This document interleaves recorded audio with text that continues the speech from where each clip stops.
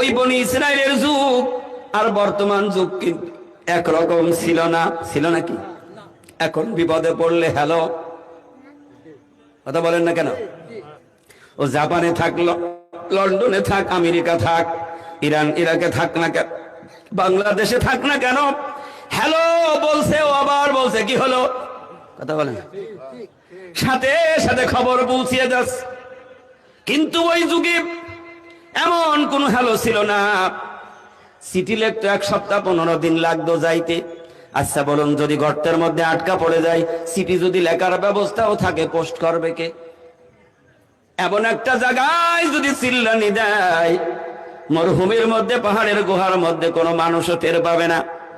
কিন্তু আল্লাহ সুবহানাহু ওয়া তাআলা বলেন, আমার বান্দা যদি মুসিবতের মধ্যে পড়ে যায়, যেখানে যে অবস্থায় আমাকে ডাক দেয়, দুনিয়ার আকাশ বাতাস জমিন আসমান ডাক শোনে না, আমি আল্লাহ সে ডাক শুনতে পাই।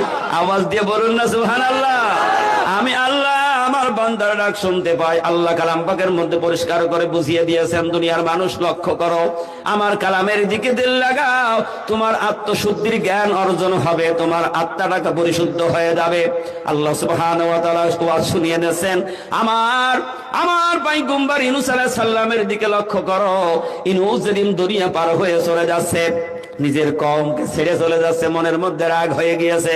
কারণ ইউনূস আলাইহিস সালাম কালেমার দাওয়াত দেয়, কেউ মানে না, কেউ মানতে চাই না। মনে বড় ব্যথা যে তোদের কাছে আর আমার থেকে লাভ কি? কিন্তু আল্লাহ সুবহানাহু ওয়া তাআলা পয়গম্বরদেরকে দুনিয়ায় পাঠিয়েছে শুধু দিনের দাওয়াত দিবি, আর মানিয়ে দেওয়ার মালিক আমি আল্লাহ। তোর রাগ করার কিছু নেই। কষ্ট হবে আপনাদের। দুনিয়া পার হয়ে চলে যাচ্ছে, হঠাৎ আল্লাহর হুকুমে সাগরের মধ্যে থেকে একটা মাছ এসে পয়গম্বরের সবল দিয়ে ধরেছে। আপনারা দেখবেন সাগরে অনেক বোয়াল মাছ পাওয়া যায়, চেনেন বোয়াল মাছ? ও যদি হা করে একবার সবল মারে, বড় মাছ হইলে একটা মানুষ পেটের মধ্যে যাওয়া কোনো ব্যাপার নাই। একটা নীলতিমি 80,000 মন ওজন হতে পারে। আল্লাহু আকবার বলে। কত ওজন হয়ে যায় একটা মাছ? বলছেন একটা নীলতিমি তার বাচ্চা প্রতিদিন 8 মন দুধ পান করে। কত মন? সুবহানাল্লাহ বলবেন না? তাহলে আল্লাহ সুবহানাহু ওয়া তাআলা কি রহমান, কি রহিম। কিন্তু ওই মাছেরও খাবার দেয় আমার আল্লাহ। ওই একবারও দুনিয়ায় উঠে এসে মিটিং মিছিল করলো না, স্লোগান দিল না, ও ব্যাংকের লোন নিল না। তা বলেন না? কে খাওয়ায়? আল্লাহ খাওয়ায়। আল্লাহ রাব্বুল আলামিন বলেন, মাছে আমার পয়গম্বর ইউনূসকে খেয়েছে, একটা মাছ এসে আবার ওই মাছেরও খেয়েছে। কারণ বড় মাছের খাবার হইল ছোট মাছ, তাহলে ওই মাছের সাথে ওই মাছটা আরো বড়। ইউনূস আলাইহিস সালাম দেখলেন বড় বিপদে পড়ে গেলাম। কোথায় পড়ে গেল? বড় বিপদে। কিন্তু আল্লাহর বন্ধু ইমানদার কখনো কোনো কিছুর ভয় তারা করে না। এ কথা কার? ইউনূস আলাইহিস সালাম কোনো ভয় নেই, কোনো টেনশন নেই। মাছের পেটের মধ্য থেকে মহান মালিক আল্লাহকে স্মরণ করে তেলাওয়াত করছে, লা ইলাহা ইল্লা আনতা সুবহানাকা ইন্নী কুনতু মিনাজ জালিমিন। আওয়াজ দিয়ে বলুন সুবহানাল্লাহ।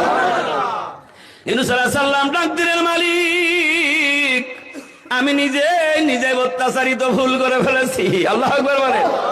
আল্লাহ আমার নিশ্চয় ভুল হয়ে গিয়েছে, আমি এখন তোমাকে স্মরণ করছি আল্লাহ, কারণ তুমি ছাড়া বিপদ থেকে বাঁচাবার আর কেউ নাই। আল্লাহ সুবহানাহু ওয়া তাআলা বলেন, আমার পয়গম্বর ইউনূস যখন আমারে ডাক দিয়েছে, দুনিয়ার কেউ ডাক শুনতে পাই নাই, আমি আল্লাহ আমার আরশে আযমে বসে শুনেছি। তাহলে আল্লাহ কোথায় আছে? আল্লাহর আরশে আযমে নেই। আল্লাহ বলেন, আমি তো মুমিনের কলবেই থাকি। সুবহানাল্লাহ ধরে বলে, আমার মুমিনের কাছে আমি আল্লাহ থাকি। তুই যেখানে ডাকবি, যেখানে স্মরণ করবি, আমি আল্লাহকে পাবি, একটু দেরি হবে না। সুবহানাল্লাহ বলেন। ইউনূস আলাইহিস সালাম মুক্তি পেয়ে বলেন, আমি যখন আমার মালিকের ডাক দিলাম, এক মুহূর্ত দেরি হয় নাই, সাথে সাথে আমার মালিক আমার ডাকের সাড়া দিয়ে দিল। আল্লাহ সাথে সাথে বলেন, ফাস্তাজাবনা লাহু ওয়া নাজ্জাইনাহু মিনাল গাম্মি ওয়া কাযালিকা নুনজিল মুমিনিন। আওয়াজ দিয়ে বলুন সুবহানাল্লাহ। আল্লাহ রাব্বুল আলামিন ইউনূস আলাইহিস সালামকে মাছের পেট থেকে উদ্ধার করে দিলেন। সুবহানাল্লাহ জোরে বলেন। পাহাড়ের গুহার মধ্যে কয়জন? তিনজন। বড় বিপদে, শক্তি দিয়েও খাই না, টেলিফোন নেই, চিঠি লেখারও ব্যবস্থা নেই। মনে মনে চিন্তা করছে ডাকতে হবে আল্লাহ। সুবহানাল্লাহ বলবেন না? আর কোন উপায় নেই, একমাত্র আল্লাহকে ডাকা ছাড়া কোনো উপায় নেই। তিনজন বলা বলি করছে, দেখো যদি আমাদের কোনো নেকামল থাকে ওই নেকামলের ওসিলায় আল্লাহকে ডাকতে হবে। সুবহানাল্লাহ বলবেন না? তাহলে নেকামলের দরকার আছে না নাই? আল্লাহ বলেন জাহান্নাম থেকে, ওই খসারাত থেকে বেঁচে যাবে তারা, ইল্লাল্লাযীনা আমানু ওয়া আমিলুস সালিহাত, যারা ঈমান আনবে, আমলে সালেহ করবে, তারা ওই মুসিবত বিপদ থেকে তারা উদ্ধার পাবে, তারা বেঁচে যাবে। তিনজন বরাবরই করলেন, তাহলে তুই আগে দোয়া কর। সর্বপ্রথম যারে দোয়ার কথা বললেন, এখন বিপদে পড়ে গিয়েছে, এখন তার উপায় নেই। বলছে একজন করে দোয়া করতে হবে, আর আমরা দুজন করে আমিন আমিন বলবো। সুবহানাল্লাহ বলবেন না? মুসিবতের মধ্যে পড়ে প্রথম নাম্বারে যিনি হাত তুলেছেন, হাত তুলে চোখের পানি ছেড়ে দিয়ে কেটে কেটে বলছেন, আল্লাহ আমি তো এমন তোমার কোন ঈমানওয়ালা নই, এমন কোন নেকামলও করি নাই, এমন কোন ভালো কাজ যা করেছি যে যার বিনিময়ে তুমি আমার বিপদ থেকে বাঁচাবা, কিন্তু আল্লাহ মা এমন একটা কাজের স্মরণ আমার হয়ে গেল, কারণ আমার চাচাতো বোন ছিল পৃথিবীর সবচেয়ে সুন্দরী। আল্লাহু আকবার বলেন। যার চেহারার দিকে তাকাইলে চোখ আর ফেরানো যায় না। এখন এরম মানুষ আছে না নাই? কথা বলেন না কেন? চেহারার দিকে তাকাইলে চোখ আর ফেরানো যায় না। আমার ওই চাচাতো বোনকে দেখে আমার মনের মধ্যে লোভ লেগে গেল। আমার শয়তান ওয়াসওয়াসা দিয়ে আমারে পাগল বানাইলো। আমি আমার বোনের চেহারার দিকে তাকাই আর মনে মনে বলি, ওরে আমি পাবো, কেমন করে পাবো? শত চেষ্টা করি কিন্তু সে রাজি হয় না। অনেক দিন হয়ে গেল তার পিছনে ঘুরে ঘুরে সোনা দানা টাকা পয়সা দিয়ে আস্তে আস্তে করে তারে আমি রাজি করলাম। সব কিছু কমপ্লিট করে ফেলেছি। আমার মনের মতলব হলো তারে আমি আমার কাছে নেব, আমার মনের খায়েশ মেটাবো। আল্লাহু আকবার বলেন। কিন্তু হাত তুলে আর কান্দে মালিক, শত চেষ্টা করে যখন বোনরে রাজি করে ফেললাম, বোনের কাছে আমি উপস্থিত হয়ে গিয়েছি, ঠিক ওই মুহূর্তে আমার বোন ডাক দিয়ে বলে, ভাই আর সামনে তুমি আগেও না। তুমি মনে করো আমাকে গোপন কক্ষে নিয়ে এনেছো, তুমি মনে করো যে সমাজের আড়ালে আমাকে নিয়ে এনেছো, তুমি মনে করছো এই পৃথিবীর কোন মানুষ টের পাবে না, দেখবে না। যিনি তোমার মালিক, আমার মালিক, ওই মালিক আল্লাহর চোখের ফাঁকি দেওয়া যায় না। ভাই তুমি তওবা করো আর তুমি ওখান থেকে ফিরে যাও, সামনে আগিও না, মৃত্যু হবে। আর যদি গুনাহ নিয়ে যাও জাহান্নামে যাইতে হবে। আর যদি আল্লাহর আদেশ আর নিষেধ মানো তাহলে তুমি অনন্তকালের জন্য জান্নাতি হয়ে যাবে। ভাইয়ের অন্তরের মধ্যে জেগে গেল, সত্যি আমার তো মৃত্যু হবেই, মরবে না কেউ আছে এখানে? সবারই মরতে হবে, ঠিক কিনা জোরে বলুন। কেউ বেঁচে থাকতে, আল্লাহ রাব্বুল আলামিন বলেন, মউত থেকে যতই পালাও মউত তোমায় লইবে ঘিরি, যদিও সুদূর আকাশ পানি লুকাও যে ঠাই লাগায় সিঁড়ি। সুবহানাল্লাহ জোরে বলেন। ও বান্দা তুই মউত থেকে যতই পালাস না কেন, তুই সিন্ধুকের মধ্যেও ঢুকিস না কেন, সেখানেই সিঁড়ি লাগায় তোর রূহ নেওয়া হবে। আল্লাহর বান্দা বলেন, আল্লাহ অত সুযোগ পাওয়ার পরে, এত চান্স পাওয়ার পরে শত চেষ্টা করি, সোনা দানা গয়না টাকা পয়সা খরচ করার পরও আল্লাহ আমি তোমার ভয়তে ওই কাজ থেকে ফিরে এসে তওবা করেছিলাম। সুবহানাল্লাহ জোরে বলেন। এই জন্য যেই ব্যক্তির জবানে তওবা লেগে যাবে আল্লাহ সুবহানাহু ওয়া তাআলা ওই ব্যক্তির জিন্দেগীর গুনাহ মাফ করে দেয়। সুবহানাল্লাহ জোরে বলেন। আর তওবাকারী জবানটাকে আল্লাহ মুস্তাজাবুদ দাওয়া বানিয়ে দেয়। ইমাম হাম্বুর রহমাতুল্লাহ আলাইহি হাদিস সংগ্রহ করার জন্য ঘর থেকে বেরিয়েছেন, হাদিসগুলি সব সংগ্রহ করছেন, নোট করছেন। যাইতে যাইতে তিনি একটা মসজিদে গিয়ে মাগরিবের নামাজ পড়লেন। মাগরিবের নামাজ পড়ে কোরআন তেলাওয়াত করছেন। কোরআন তেলাওয়াত করতে করতে আবার ইশার আযান হয়ে গেল, ইশার নামাজ পড়লেন। নামাজ পড়ে মসজিদে বসে আবার হাদিস খুলে বসেছেন। সুবহানাল্লাহ জোরে বলো। মসজিদের খাদেম মেম্বার তিনি এসে বলছেন, মসজিদের মধ্যে ঢাকা যাবে না, মসজিদ তালা দেব। আচ্ছা মসজিদ বর্তমান তালা দেয় না, খুলে রাখে? মসজিদ তালা লাগাবো, বাইরে যাও। মসজিদের খাদেম চেনে না মাওলানাকে, খবরও জানে না, কিন্তু আল্লাহর ওলি আল্লাহর বন্ধু যারা হয় তারা নামটা জাহির করে না, নিজেকে সবসময় গোপন রাখে। সুবহানাল্লাহ বলবেন না? জামানার কুতুবারি বিল্লার বাদশা হযরত মাওলানা সুফি মুফতাদান গাছী রহমাতুল্লাহ আলাইহি নিজের নামের ফখর অহংকার গৌরব হতে পারে, মুর্শিদ ডাক দিয়েছেন আজান গাছীর মাওলানা, ওই দিন থেকে নিজের নামটা মুছে দিয়ে আজান গাছীর মাওলানা। সুবহানাল্লাহ জোরে বলো। নিজের নামটাকেই বিলীন করে দিলেন, গ্রামের নামে নামকরণ হয়ে গেল। আল্লাহর নবী বিশ্ব নবী বলেন, যারা আল্লাহর বন্ধু হয়ে যাবে তারা তো নামের ফখর করে না, গোলামি করে। আল্লাহর কার গোলামি করে? ইমামে হাম্বল রহমাতুল্লাহ আলাইহি বলছে, বাবা আমি তোমার মসজিদের আজকে তো মুসল্লি, কারণ আমি মাগরিব পড়লাম, ইশা পড়লাম, ফজরের নামাজ পড়ে তো চলে যাব,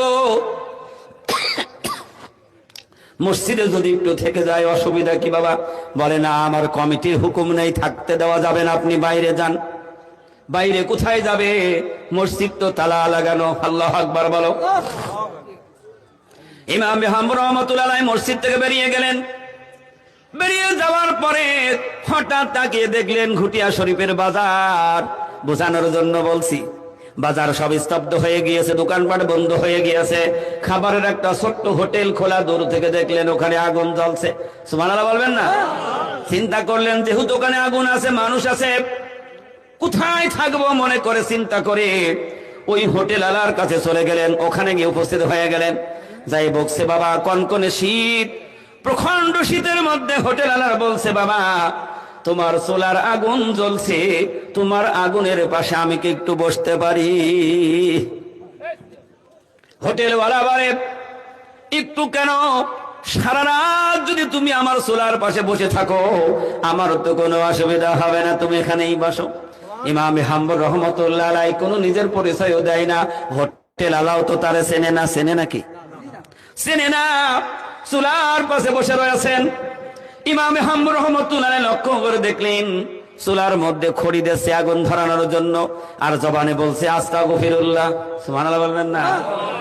তিনি রুটি তৈরি করছেন, নাস্তা বানাচ্ছেন, রুটি ধাক্কা দেয়, রুটি তৈরি করে, আর প্রতি ঠেলায় পড়ছে আস্তাগফিরুল্লাহ। রুটি চুলার উপরে দিচ্ছে আস্তাগফিরুল্লাহ, আবার রুটি তুলে নিয়ে পাতিলার মধ্যে রাখছে, তারপরও বলছে আস্তাগফিরুল্লাহ। খরিদ্দার এসে খাবার চাচ্ছে, টেবিলে খাবার দিচ্ছে, পড়ছে আস্তাগফিরুল্লাহ। পানি দিচ্ছে এক গিলাস, আবার পড়ছে আস্তাগফিরুল্লাহ। খাবার খাইয়ে শেষ হয়ে গেল, খরিদ্দার টাকা দেয়, টাকা গনে আর পরে আস্তাগফিরুল্লাহ। টাকা ডয়ারের মধ্যে রাখছে, বলে আস্তাগফিরুল্লাহ। সুবহানাল্লাহ। হাদিস সংগ্রহ করার জন্য ঘর থেকে বেরিয়ে গিয়েছেন আল্লাহর বন্ধু কামেল ওলি আল্লাহ ইমামে হাম্বল রহমাতুল্লাহ আলাইহি।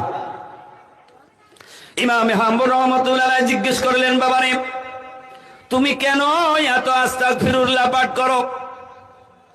হোটেলওয়ালা বলেন, হুজুর আমি এই জন্য বেশি বেশি করে আস্তাগফিরুল্লাহর তাসবিহ পাঠ করি, কারণ আস্তাগফিরুল্লাহ আমি এই জন্য পড়ি, এইটা পড়ার কারণে আল্লাহ রাব্বুল আলামিন আমার জবানটাকে মুস্তাজাবুদ দাওয়া বানিয়ে দিয়েছে।